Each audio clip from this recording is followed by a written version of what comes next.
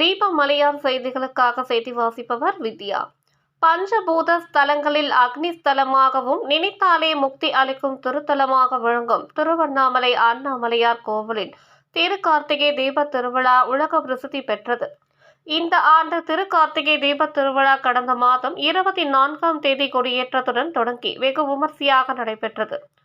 கடந்த 3ஆம் தேதி அதிகாலை அண்ணாமலையார் கருவறையில் பரணி தீபமும், மாலை 6 மணிக்கு கோவிலின் பின்புறம் உள்ள 2668 அடி உயரம் கொண்ட மலை மீது மகா தீபம் ஏற்றப்பட்டது. 300 கிலோ எடை கொண்ட பஞ்சலோகத்தாலான கொப்பரையில் கடந்த 3ஆம் தேதி மாலை 6 மணிக்கு ஏற்றப்பட்ட மகா தீபம் தொடர்ந்து 11 நாட்களும் மாலை 6 மணிக்கு மகா தீபம் ஏற்றப்பட்டது. நேற்று இரவு முதல் மகா தீப தரிசனம் நிறைவு பெற்றது.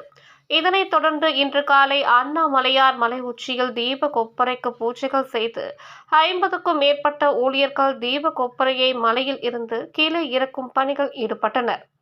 சுமார் 9 மணி நேரத்திற்கு பிறகு தீப கொப்பரையை மலையில் இருந்து கீழே இறக்கப்பட்டு அண்ணாமலையார் கோவிலில் வைக்கப்பட்டது. இதனைத் தொடர்ந்து இன்று மாலை 6 மணியளவில் அண்ணாமலையார் கோவிலில் தீப கொப்பரைக்கு பூஜைகள் செய்து அதில் இருந்து நெய் சேகரிக்கப்பட்டு அதனுடன் பல்வேறு வாசனை திரவியங்கள் மற்றும் மூலிகைகள் சேர்த்து தீபமை தயார் செய்யப்படும். இந்த தீபமையை ஆருத்ரா தரிசனத்தின் போது நடராஜருக்கு நெற்றியில் திலகமிட்டு பின்னர் பக்தர்களுக்கு பிரசாதமாக வழங்கப்பட உள்ளது. தீபமலையார் செய்திகளுக்காக தலைமை ஆசிரியர் வி. மூர்த்தி.